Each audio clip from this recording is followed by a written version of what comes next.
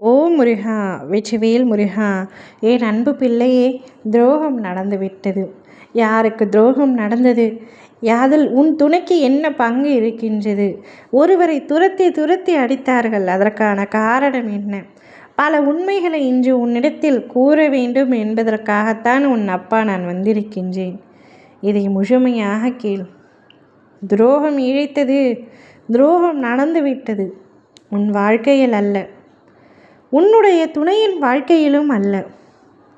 உன்னுடைய துணையை நம்ப வைத்து ஒருவர் ஏமாற்றி இருக்கின்றார். ஆனால் அதில் பெரு பங்கு உன் துணைக்கு இருந்தாலும் அதை அவர் நினைத்து வருத்தப்படவில்லை. ஒருவர் உன் துணையை நம்பி வைத்து ஏமாற்றி இறுதியில் அவர் மீது சில பழிகளையும் சுமத்திவிட்டார். அதனால் உன் துணை உடைந்து போகவில்லை. அச்சமயமே அதில் பொய் என்று அனைவர் முன்னிலையிலும் அவர் நிரூபித்து அதிலிருந்து வெளியே வந்து விட்டார். அதனால் அங்கிருந்தவர்களும் உன் துணையும் அவரை விரட்டி விரட்டி அடித்தார்கள். இப்படி ஒரு பொய்யை கூறிவிட்டாயே என்று. அப்படி என்ன பொய் கூறினார்? அது எங்கே நடந்தது? அத்தனையும் சொல்கின்றேன். உன்னுடைய துணை பணிபுரியும் ஒரு இடத்தில் உன்னுடைய துணையின் தோழியே உன் துணையின் மீது வீண் பழிகளை சுமத்தி இருக்கின்றார்.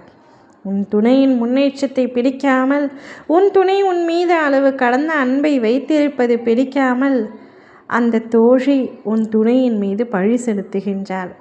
ஏனென்றால் அந்த தோழிக்கு உன் துணையின் மீது ஒரு சின்ன ஈர்ப்பு. அதை அவரிடத்தில் வெளிப்படையாக ஒரு முறை கூறினார். ஆனால் உன் துணையோ உன்னை உண்மையாக நேசிப்பதினால் அவரை மறுத்துவிட்டார். அது தாங்க முடியாமல் எப்படியாவது உன் துணையை பழி வாங்கியே ஆக வேண்டும் என்ற நோக்கத்தோடு இப்படி அவர் என்னிடத்தில் தவறாக பேசுகிறார் என்று அங்குள்ள அலுவலகத்திடம் அனைவரிடத்திலும் கூறினார். ஆனால் அங்குள்ள அனைவருக்கும் அந்த தோழியை பற்றி தெரிந்ததினால், உண்மை தெரிந்ததினால் அவர் சொல்வது பொய் என்றும் உன்னுடைய துணை கூறுவது உண்மை என்றும் புரிந்து கொண்டார்கள்.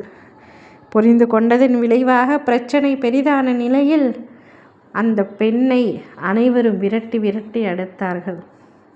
அலுவலகத்திற்கு வேண்டாம், இனி உங்கள் சேவையே தேவையில்லை என்று கூறி வேலையை விட்டு நீக்கவும் செய்துவிட்டார்கள்.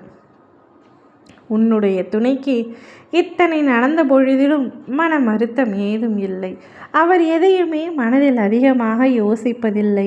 எப்பொழுதும் நேர்மறை எண்ணத்தோடே இருக்கின்றவர். அனைவரையும் எளிதாக மன்னித்து விடுபவர். அத்தனை நற்குணம் கொண்ட உன்னுடைய துணைக்கு நிச்சயம் இம்மாதிரியான அசிங்கமான சில விஷயங்கள் நடந்த போதிலும் மாண்டவன் நான் அவர் பக்கம் இருந்து உண்மையை எடுத்துரைத்தேன். இவ்விஷயம் உனக்கு சில சமயங்களில் தெரிய வரும். உன் துணையே அதை கூறலாம். அதற்கு முன் உன் அப்பா நானே கூறிவிட்டேன்.